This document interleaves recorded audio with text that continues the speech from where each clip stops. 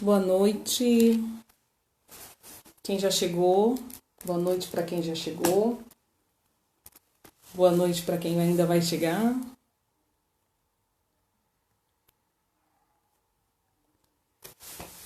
Vamos mais uma vez nos colocar diante da presença do Senhor e dar graças a Ele por mais uma quarta-feira. Na semana passada nós não estivemos, estávamos participando do Colégio Apostólico do Chile, que foi uma grande bênção, onde eu pude ser grandemente ministrada. Eu glorifico muito ao Senhor por essa escola. Então não tivemos a live, nem a de quarta, nem toda semana, por conta da Escola do Chile, mas estamos de volta. A Paz, Johnny, Cris, Elaine, Tamires, né? Quem mais está chegando? Dalila, a Rosa. Boa noite a todos vocês. Vamos orar e nos colocar diante do Senhor. Pedir para que o Senhor fale conosco. Amém? Que o Senhor possa falar com você, assim como tem falado comigo também. Me sinalizem se tiver tudo ok com o som, com a imagem, né, com a transmissão. Vai sinalizando. Por enquanto está tudo ótimo. Amarildo de Curitiba. Bem-vindo. Bem-vindo à nossa sala. Né? A nossa sala, a nossa casa que tem se transformado num lugar de grande bênção, de grande unção, onde Deus tem se manifestado, né, e cuidado de cada um de nós. Antes de orar, eu quero ler uma palavra que está em Isaías 52. Está escrito assim: desperta, desperta, veste-te da tua fortaleza, ó Sião.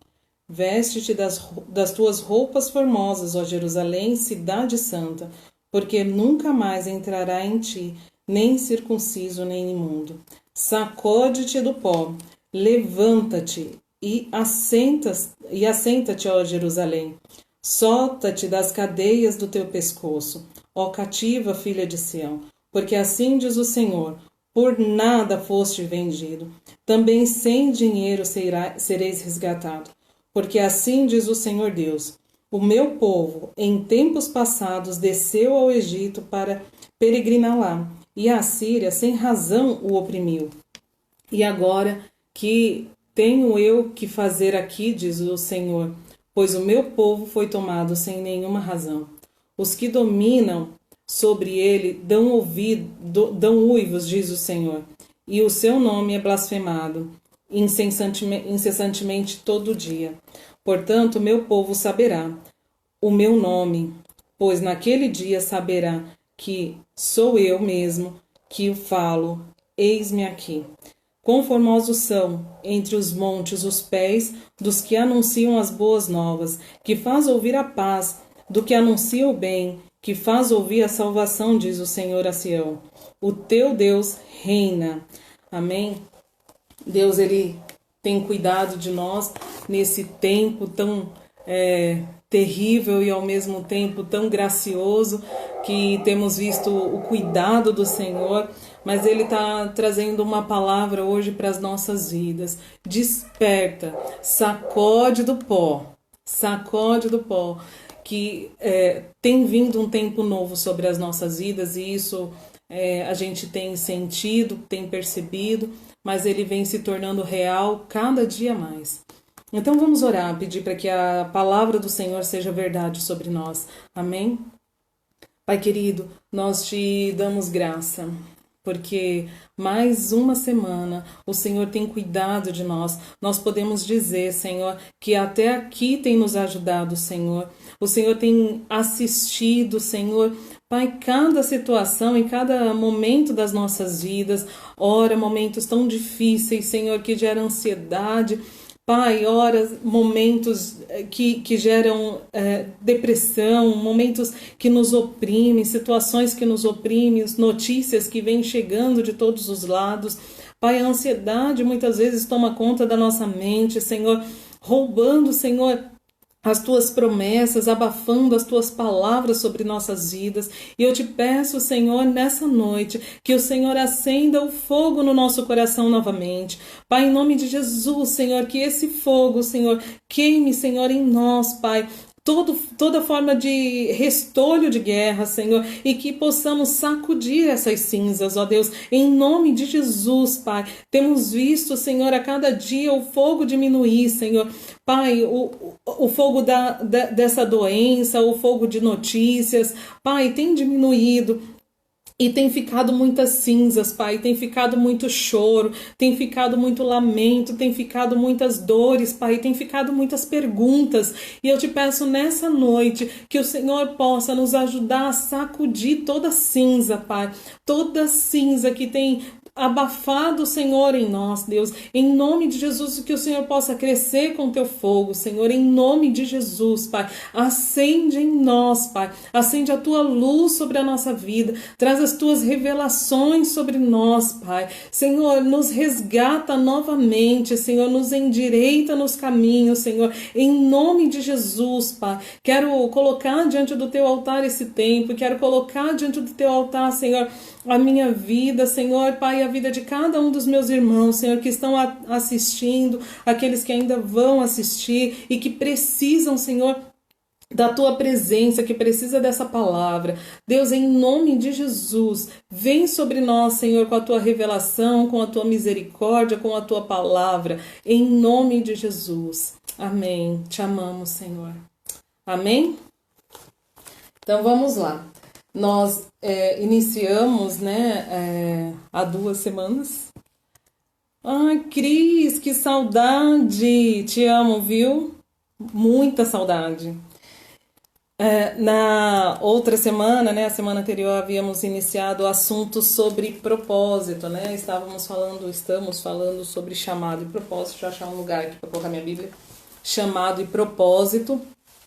E falamos sobre o que é o propósito, trouxemos ali a definição de propósito como a intenção de fazer algo, projeto, desígnio. Então foi falado sobre tudo aquilo que envolve os nossos planejamentos e os propósitos, os nossos propósitos, assim como também o propósito de Deus sobre as nossas vidas.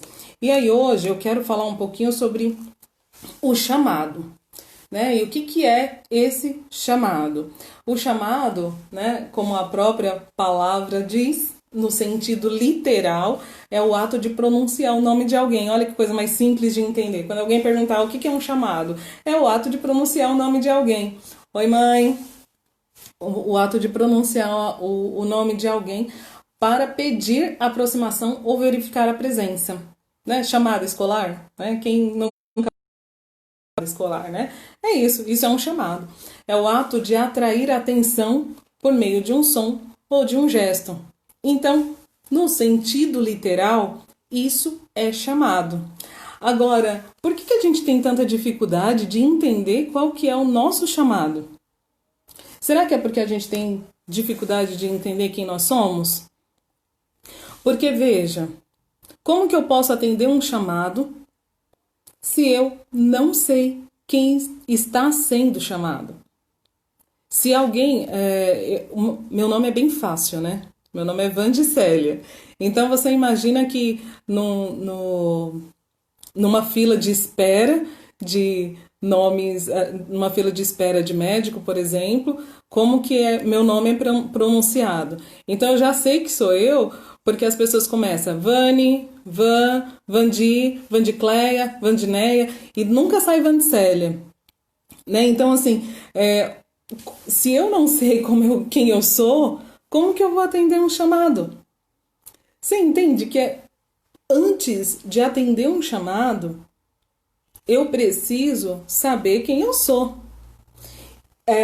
E esse nome, né, o nosso nome, ele é tão importante, ele determina tantas coisas na nossa vida. Por muito tempo, né, eu tive um problema aí de aceitação com relação ao meu nome, e não porque por ser diferente, não por isso, mas porque é difícil para as pessoas falarem, para as pessoas acertarem, né? Então, antes mesmo da gente nascer, já é dado um nome, né? O Mateus recebeu um nome, né? Elaine tem um nome, o Flávio tem um nome, e foi assistido, né? Foi definido antes do nascimento. Todos os meus sobrinhos eu participei do nome, né? Da escolha do nome, né? Não escolhendo diretamente, mas o Flávio foi um que eu opinei, né? Dei ali a opinião do nome, assim como do Pedro Samuel, né? Então, assim, é muito legal a gente, antes do nascimento, a gente participar daquela escolha de nomes, fica aquela expectativa, primeiro para saber se é menino ou menino ou menina, né? E depois para a definição do nome, e algumas vezes antes. A gente escolhe o nome sem nem ter a possibilidade de ter filho, né? Eu já tenho ali o nome dos meus filhos definidos, nem sei se eu vou ter filho, mas eu já tenho o nome dos meus filhos definidos. Então, o que veja como é importante esse nome. Eu me lembro que quando a Valéria, minha irmã, estava grávida do Pedro Samuel, o nome dele é Pedro Samuel, a gente queria que o nome dele, né, já tinha sido definido que o nome dele seria Samuel, desde o início da gravidez. E de repente, um pouco antes do Samuel nascer, o pai dele decide que o nome dele seria Pedro. E eu falei assim, não pode ser. Eu já orei pelo Samuel, eu fui para o monte orando pelo Samuel toda noite, a partir do momento que a minha irmã, uma das minhas irmãs comunicavam que estavam grávidas, ou minhas sobrinhas, eu logo já começava a orar pela criança. Então eu orava com nome, né, dando nome para eles. Falei, não pode. E aí chegou no acordo que então seria Pedro Samuel. Nosso nome, ele é tão importante, que ele está onde situado? Ele está no primeiro lugar da identidade. Mesmo que seu nome seja um nome comum, esse nome comum te faz único dentro da tua família.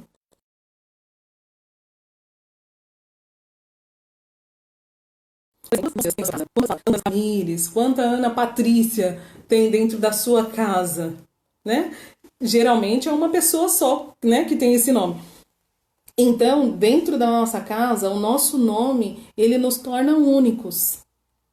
Ou seja, eu consigo trazer a existência para a pessoa, né? A identificação, existe ali uma importância no sentido de individualidade, individualização mesmo, quando se pronuncia o nome. Uma pessoa sem nome é uma pessoa que não existe. Uma pessoa sem identidade é uma pessoa sem existência. Então a gente precisa mesmo olhar e definir aceitar os nossos nomes. Eu sugiro que você procure aí o significado do seu nome. Eu amo fazer isso, eu amo mesmo procurar o significado dos nomes, né? Olha só, o nosso nome, ele nos leva a pertencer. Esse pertencimento, ele está relacionado à nossa família, mas ele também está relacionado, por exemplo, à sala de aula, ele está relacionado a um grupo de amigos, ou seja, quem é o seu nome, quem é você no meio de tantas pessoas que está ali. E é bem interessante com relação ao nome ainda, que com relação ao nome levar a gente a pertencer, que a gente troca o sobrenome das pessoas por quem elas pertencem, né? Então, assim, Lúcia, a família do meu pai chama a minha mãe de Lúcia de Paulo, ou Paulo de Lucinha, né? Que é o nome do meu pai, né? A gente vê aí a Fabiana do Josias, a Ana Patrícia, né? Do Carlinhos, né? E a gente começa a associar a pertencimento. Então, quando você fala assim, ó, a Ana Patrícia do Carlinhos, do pastor Carlos, a gente já sabe quem é, já existe aí uma identificação inteira, porque a gente associou um nome a uma pessoa. É lógico que a Ana Patrícia não é do pastor Carlos, a Ana Patrícia é de Jesus, né? E Deus a presenteou para o pastor Carlos, que assim vem cuidando dela muito bem. Então, mas essa associação é bem interessante porque já mostra toda a estrutura, inclusive, da família quando a gente fala o nome. Você entende como é importante a ideia do nome e do pertencimento? E aí tem uma questão também, o nosso nome ele carrega uma força, porque o nosso nome profetiza. Então, meu nome é Vandicélia. Por bastante tempo, aliás, até hoje ainda algumas pessoas me chamam, na minha família inteira, me chamam de Wanda. E o que significa Wanda? Peregrino.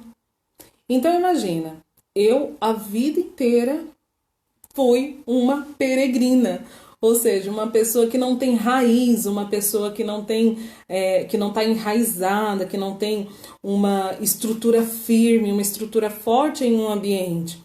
E aí, de repente, me veio a revelação de quem sou eu. E eu fazia questão de falar, quando as pessoas perguntavam qual é o seu nome, eu falava Wanda, porque era mais fácil, né? Muito mais fácil.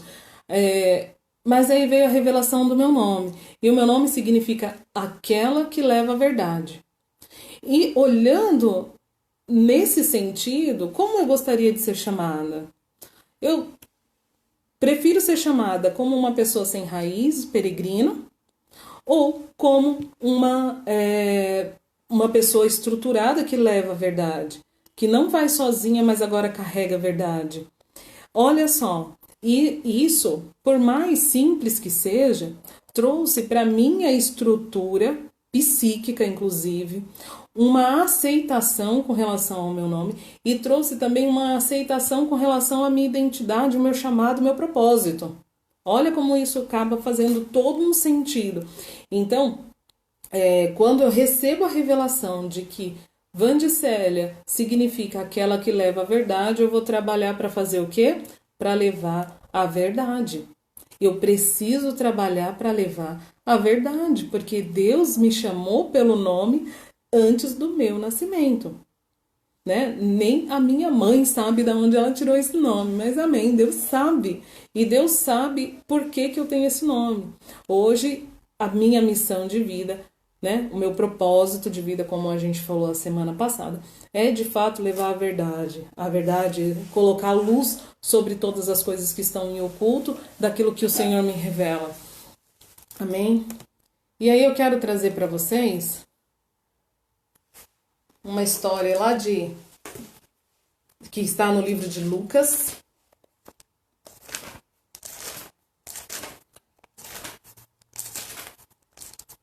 Lucas 19.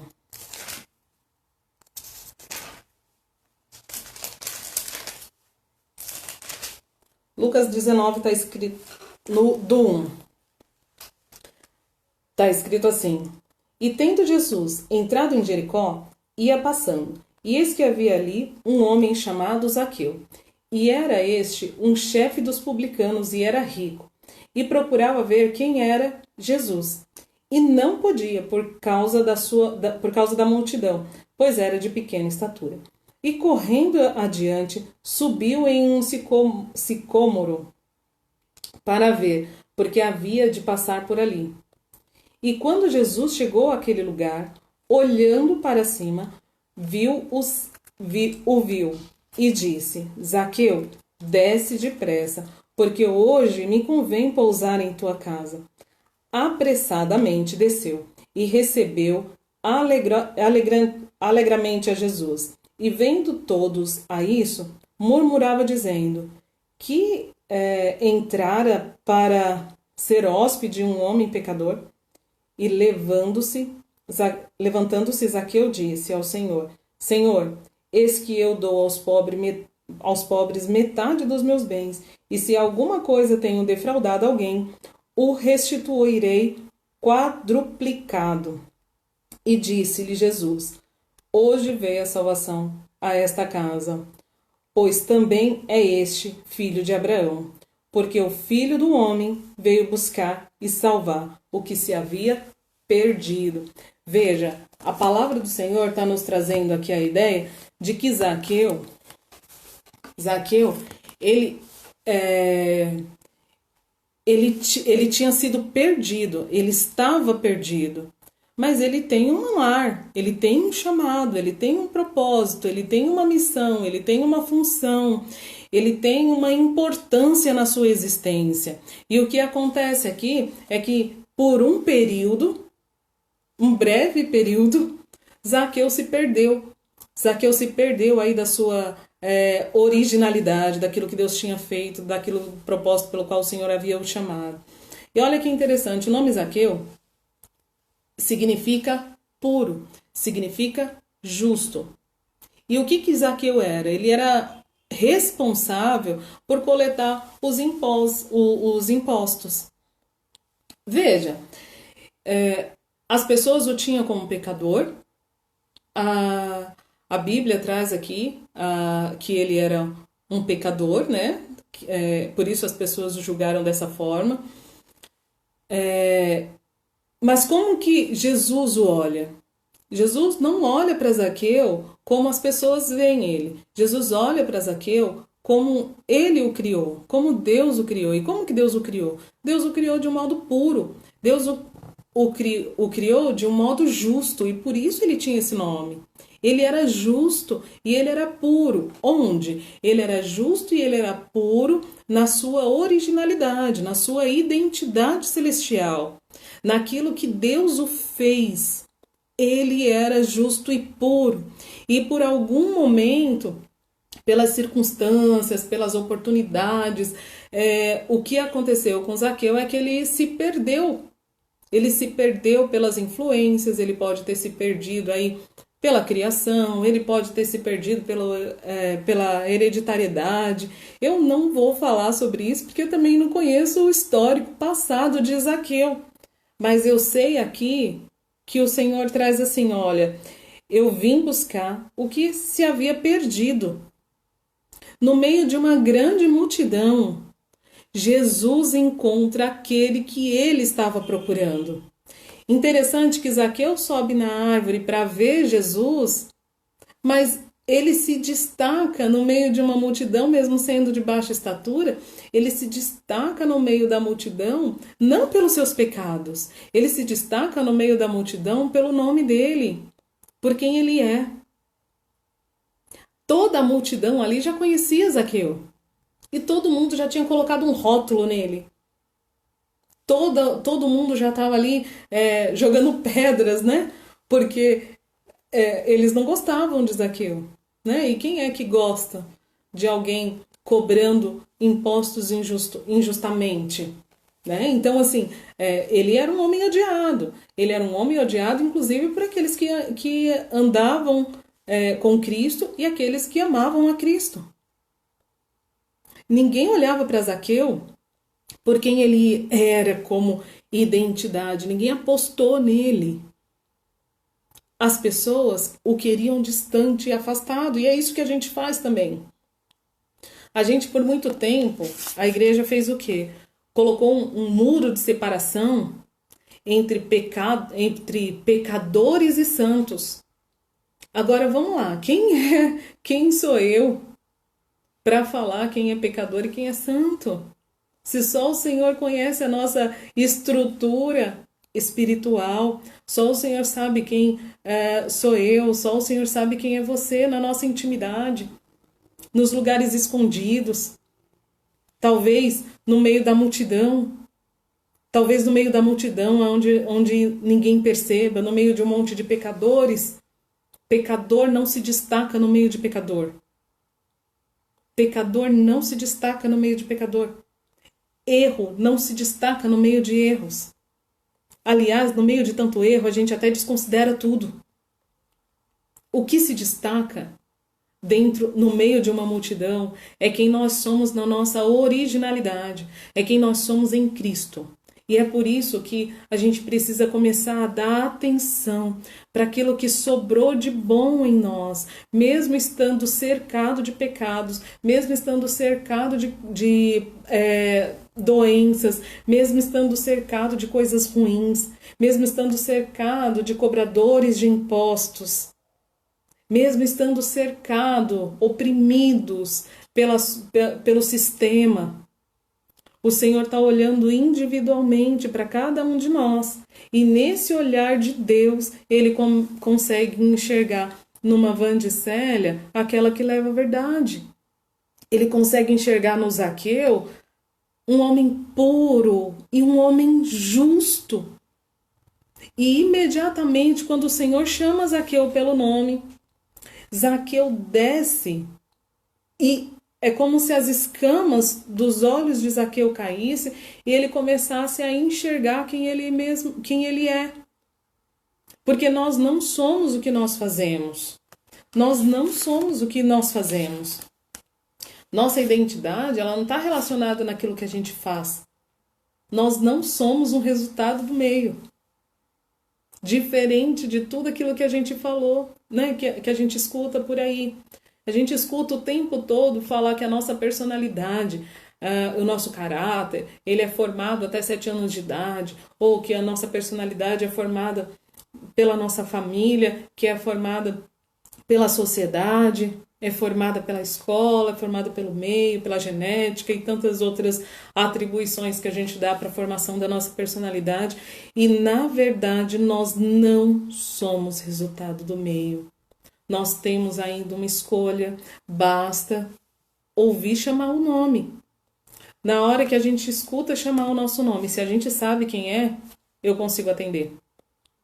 Se eu escutar por aí alguém falando Wandicélia, eu já sei que sou eu. E pode ter 100 Marias no mesmo ambiente. Quando alguém chamar Maria, todas as Marias vão olhar.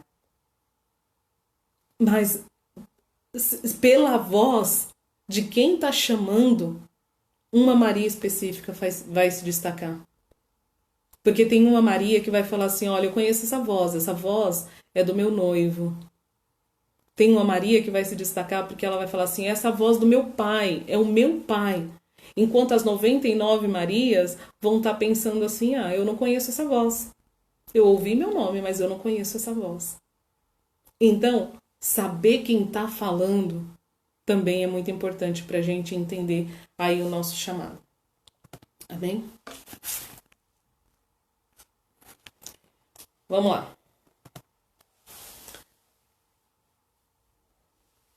Identidade, vou ler, tá?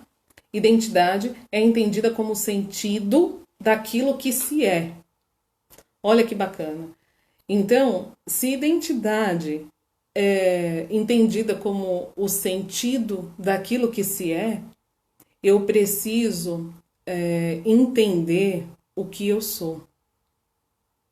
E aí nasce todos aqueles conflitos que a gente já conhece. Quem sou eu? Qual é a minha missão de vida? Que planos e projetos eu devo buscar para a minha vida?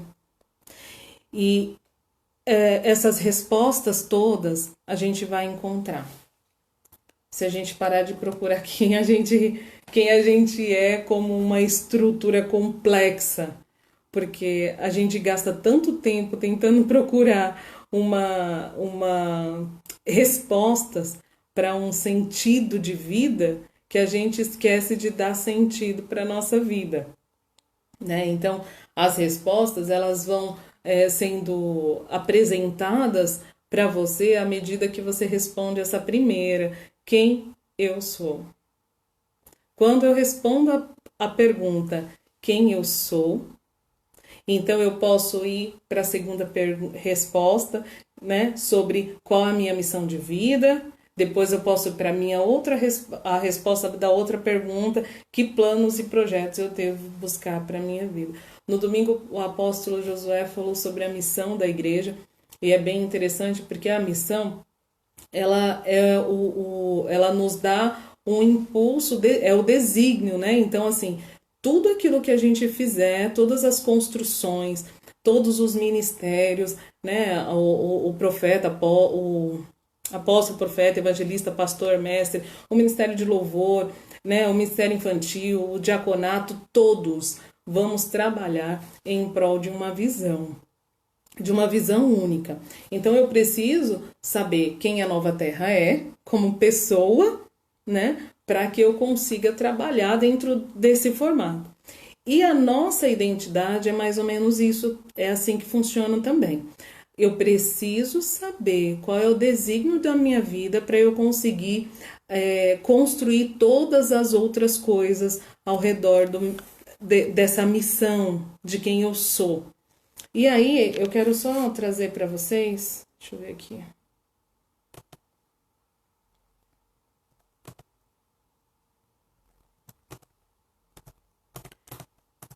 É isso. É isso. Então, a nossa existência, ela precisa, eu preciso dar um sentido para minha vida. Né? Se eu não dou um sentido para minha vida, ela realmente fica vagando em várias perguntas. O nosso cérebro funciona dessa forma. Né? Enquanto eu não dou uma resposta para ele, ele não me deixa dormir, ele não me deixa sossegar, ele não vai me deixar quieta, né? Em todos os aspectos. Eu preciso encontrar uma resposta para eu conseguir descansar. E a gente está precisando de descanso. Todos nós, assim, estamos cansados, estamos precisando de descanso. E eu quero que você entenda um pouquinho sobre essa questão da existência. Eu vou ler para você só um trechinho de um livro. Olha só. O ser humano não é completamente condicionado e determinado.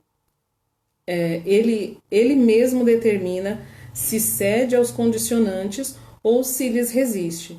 Isto é, o ser humano é autodeterminante, em última análise. Ele não simplesmente existe, mas sempre decide qual será a sua existência, o que ele se tornará no momento seguinte.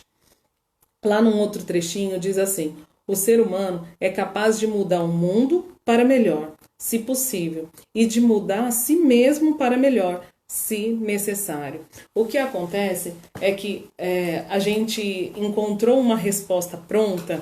Eu falo a gente porque todos nós, inclusive eu por bastante tempo, encontramos uma resposta pronta de que o problema está no sistema, que o problema está no país que a gente mora, que está no bairro que a gente mora, que o problema está na nossa família e que nós fomos condicionados por isso, condicionados por tudo isso.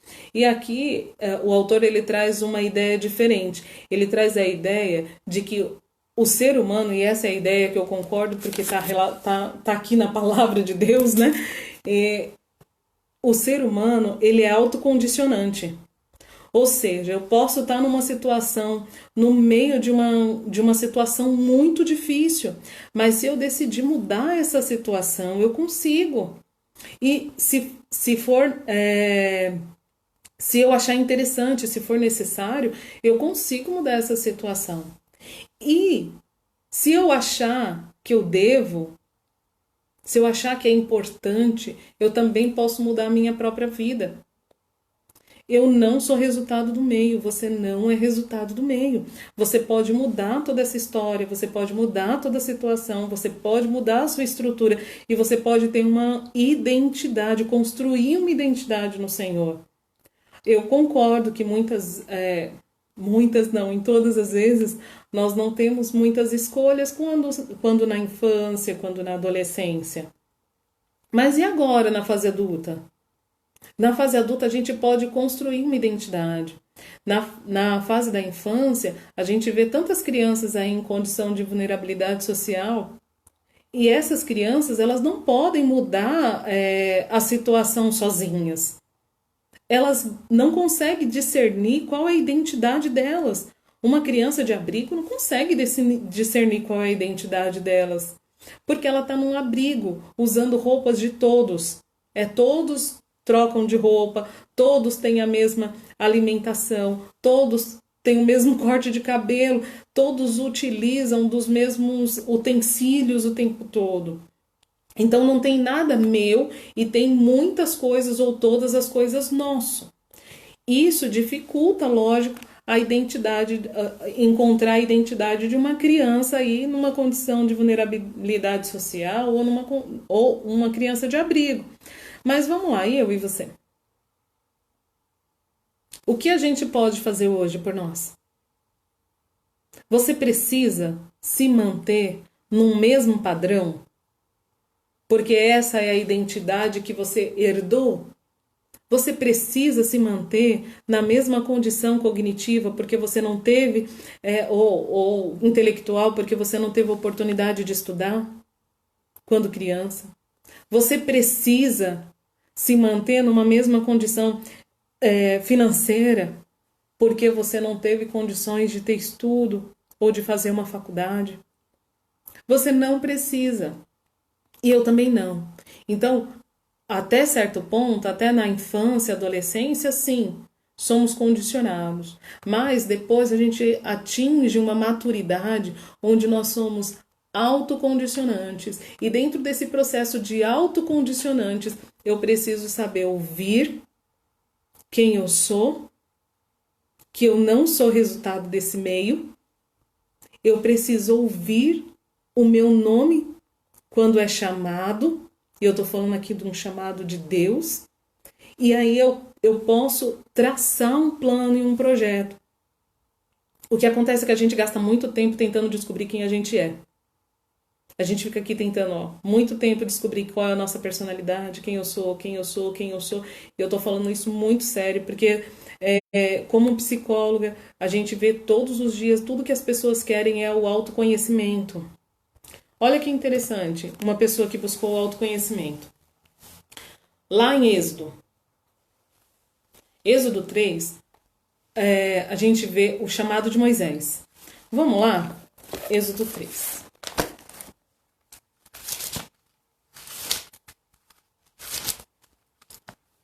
E apacentava Moisés o rebanho de Jetro, seu sogro, sacerdote de Midian, e levou o rebanho atrás do deserto.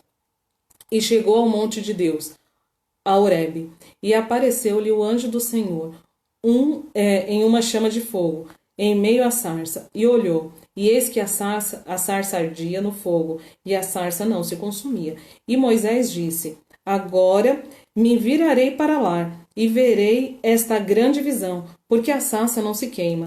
E vendo o Senhor que ele se virara para ver, bradou Deus a ele no meio da sarça e disse: Moisés, Moisés. E respondeu-lhe ele: Eis-me aqui.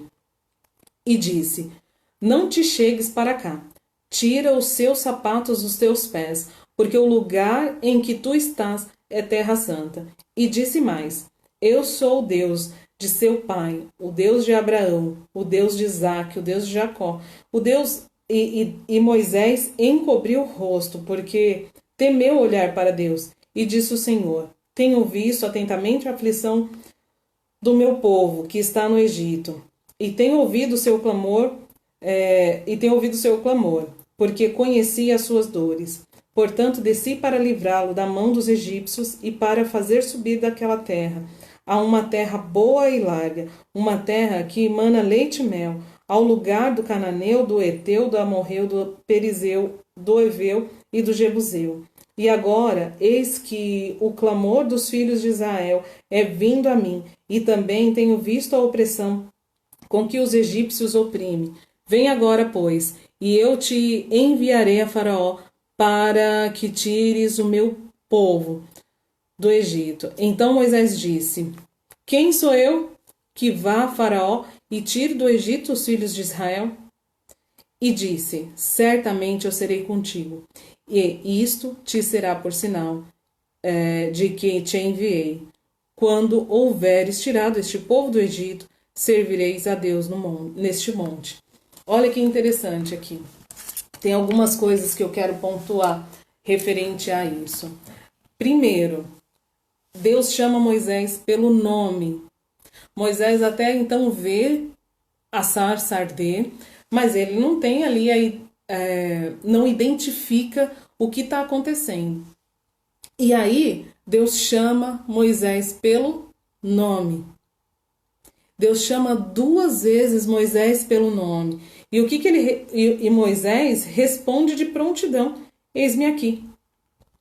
Ele ouviu e aí ele identificou. Ele não identificou pela visão do fogo, mas ele identificou pela voz. Deus, ele nos chama pelo nome. Lembra?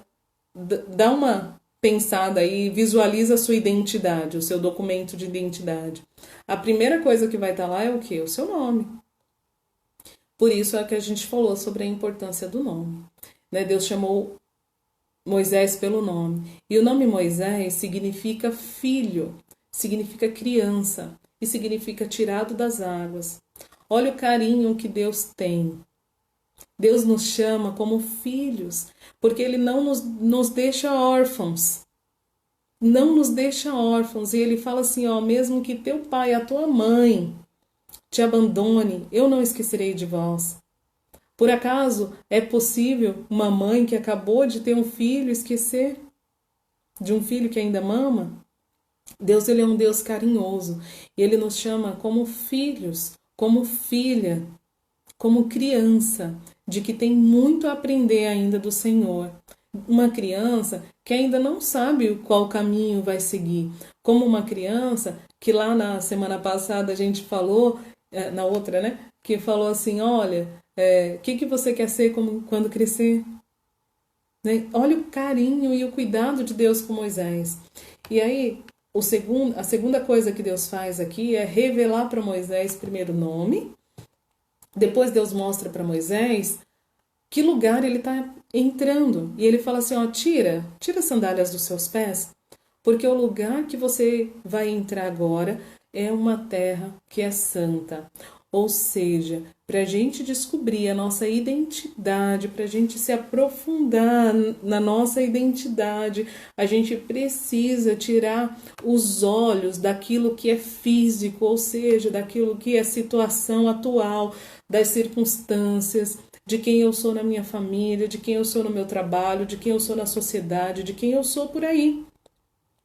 Eu preciso voltar lá dentro e tirar, né, os meus pés para entrar onde? Em uma outra dimensão. Deus falou para Moisés, ó, esse lugar, essa dimensão, esse lugar é a dimensão. Essa dimensão é uma dimensão de santidade. Então deixa para trás as suas sandálias, deixa para trás aquilo que protege os seus caminhos, deixa para trás aquilo que protege os seus pés, deixa para trás a sua segurança. Ele ia pisar no fogo, deixa para trás aquilo, tira aquilo que está te atrapalhando de entrar nessa dimensão, porque numa dimensão nova com Deus, a gente entra sem sandálias, a gente entra nu, a gente entra despido, né? Porque Deus, ele conhece o nosso interior. E no livro da pastora Cláudia, Cura 3D, né, é bem interessante, e ela traz essa ideia das 3 dimensões, né, que nós somos. E essa dimensão que Deus está levando Moisés é uma dimensão espiritual, é uma dimensão de santidade. Então, que Deus está revelando quem ele é para Deus. E aí, quando Moisés vai ter esse encontro com Deus, ele fala assim, lá no versículo 11, ele fala assim, quem sou eu para que vá a Faraó e tire do Egito os filhos de Israel? Ele continuou fixo com a ideia de que era pela força dele, de que quem era ele, eu não sou ninguém, como assim eu vou voltar lá na terra onde eu abandonei, onde eu matei um homem, onde eu sou procurado, onde eu não sou mais bem-vindo, onde eu não sou mais querido, né? E ele fala, quem sou eu? Eu não posso fazer isso. E Deus nem responde para ele. O que Deus fala é quem ele é. Deus não responde a pergunta de Moisés dizendo quem Moisés era. Deus fala assim, ó, eu sou contigo. É isso mesmo, está escrito, ó. O versículo segue falando assim, ó, certamente eu serei contigo, e isto te será por sinal. Você não precisa perder tempo, de verdade, não precisa perder tempo procurando saber quem você é. Quer conhecer quem você é? Procura conhecer a Deus. Se você conhecer a Deus, você vai saber o Deus que te fez a imagem e semelhança dele. E se Deus te fez a imagem e semelhança dele, existe um poder, existe uma força, existe um vigor, existe uma capacidade vinda do céu sobre a tua vida. Por quê? Porque eu serei contigo. né? Não é isso que ele responde? Eu serei contigo. Então, o que importa quem eu sou se eu tenho aí uma liberação de alguém que me enviou? Não importa quem eu sou diante daquele que me enviou, que é todo poderoso. Sabe quando você vai se apresentar e falar assim, olha, eu tô aqui em nome de fulano, eu tô aqui em nome de ciclano, né? É um cheque, né? De um cheque em branco, né? Você está sendo representante do rei, do Senhor dos senhores, do grande eu sou, porque é isso que ele responde pro Moisés depois. Fala que o grande eu sou o que sou. Então, mais importa a gente descobrir quem ele é. Porque se você descobrir quem ele é, você vai ter a resposta de quem você é. A imagem e a semelhança de Deus. A nossa personalidade ela vai sendo modificada o tempo todo. A nossa personalidade ela muda até o dia da nossa morte. Olha só, até o dia da nossa morte, a nossa personalidade vai mudando, desde o dia que a gente nasceu até o dia da nossa morte. Se a gente ficar tentando descobrir aqui quem eu sou como pessoa, personalidade e tudo mais, quando você descobrir quem você é, sabe o que vai acontecer? Você vai ter mudado de fase. E aí, se você muda de fase, você tem que se descobrir de novo. Então, ou você vai passar a vida se conhecendo, ou você vai passar a vida conhecendo aquele que te fez como imagem e semelhança.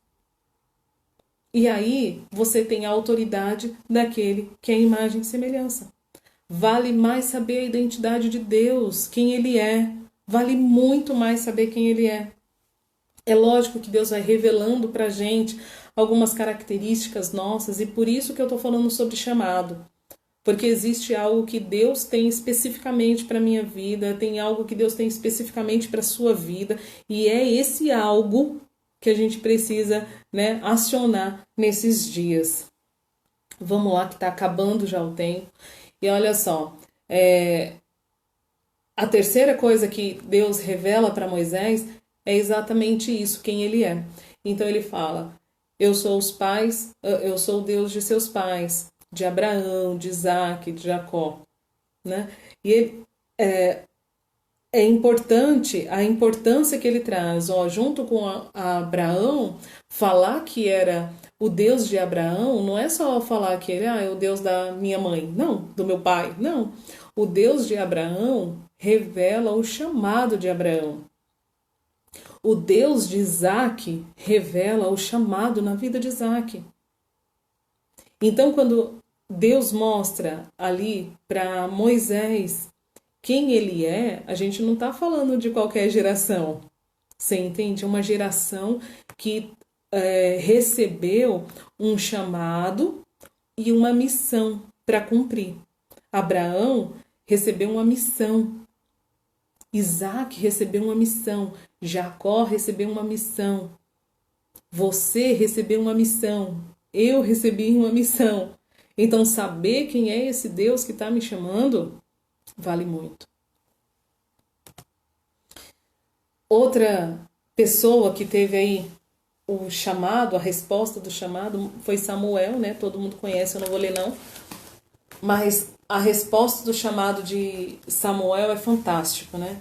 Porque Samuel, ele estava dormindo e ele, de repente, ele tinha uma capacidade, ele já tinha sido treinado, ele já trabalhava no templo, ele já cumpriu o ofício sacerdotal, ele já tinha aprendido com Eli tudo aquilo que ele tinha que fazer, né? E aí o que só que ele só exercia um chamado, ou ele só exercia uma função, ele só trabalhava, ele tinha aprendido um ofício, essa é a verdade, né? Então imagina alguém que gosta de cantar, aprende a cantar, faz aula de cantos, aprende alguns louvores e sobe no altar e canta. Ou alguém que aprendeu a fazer uma oração bonita, porque tem um começo, meio e fim, e vai lá e faz isso. Ou alguém que aprendeu com a Bíblia, né? Aprendeu a palavra, fez lá aula de homilética, sabe pregar perfeitamente, um bom discurso, prega a verdade, mas não tem chamado. Não tem chamado. E aí Moisés não, Samuel está lá dormindo e aí então ele escuta Deus o chamar. Quando ele escuta Deus o chamar, ele não identifica imediatamente, porque ele nunca tinha ouvido a voz de Deus. Olha como é diferente chamar Deus chamar. Imagina que todos os dias ele devia escutar muitas vezes desde criancinha até esse momento do chamado, ele deve ter escutado um monte de vezes Eli chamar ele, principalmente que aqui nesse período ele já estava velho, né? Já estava cansado, já estava abandonando ali, já estava encerrando o seu período de sacerdote. Então ele devia ouvir toda hora: Samuel, faz isso, Samuel, pega aquilo, Samuel aqui, Samuel acolá, Samuel é assim, Samuel é assado. Mas de repente ele está dormindo e ele escuta uma voz diferente. Ele escuta uma voz diferente. O soar o som, né, do nome dele sai de modo diferente. E aí quando ele vai questionar Eli, depois das 3 vezes, como você já conhece a palavra, ele consegue identificar ali a voz de Deus. E ali nasce o quê? Nasce um propósito, nasce um ministério. Ele passa a executar o propósito pelo qual ele foi chamado. Então, ter um planejamento, ter toda uma estrutura de projetos de vida é só uma realização pessoal, é só realização profissional. Mas quando a gente agrega o chamado a isso, daí tudo que o Senhor já tem te dado, aos seus sonhos, os seus projetos, os seus planos, a sua inteligência, o seu conhecimento, quando a gente agrega o chamado do Senhor, aí sim você vai fazer a diferença. Porque o que faz a diferença não é o seu conhecimento. A palavra de Deus diz que a letra mata e que o Espírito que vivifica. Não adianta se eu estiver aqui cumprindo um ofício bonito, se eu não tiver um chamado, se eu não agregar tudo aquilo que eu sou a um chamado. A um chamado. E é isso que eu gostaria de deixar para vocês hoje. Ouvidos abertos para um chamado de Deus. Se você ouvir atentamente a voz do Senhor soar o teu nome, eis-me aqui, Senhor. Porque está começando uma geração muito forte. Deus precisa de você. Deus confia em você. Deus confia nos dons que Ele mesmo te deu. Ele preparou profissões. Ele separou dons e talentos. Você tem dons e talentos específicos, mas porque tem um propósito com tudo isso. Então, esse chamado, ela dá sentido à nossa existência. Dá sentido à sua existência. Quando que você e eu, né? Quando que nós paramos de procurar o sentido da vida? Quando a gente atende um chamado. Porque aí eu dou um rumo, eu endireito, eu dou uma direção para minha existência. Eu existo para quê? Eu existo porque eu tenho um chamado. Então,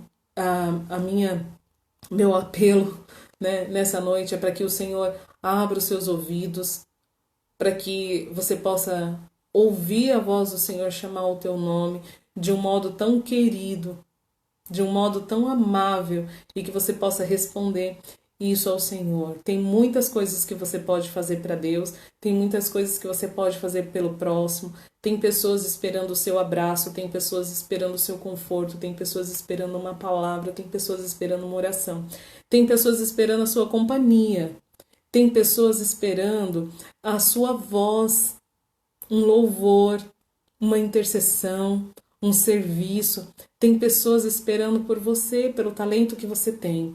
Então, vamos orar e pedir para o Senhor acender e abrir os nossos ouvidos para isso, amém?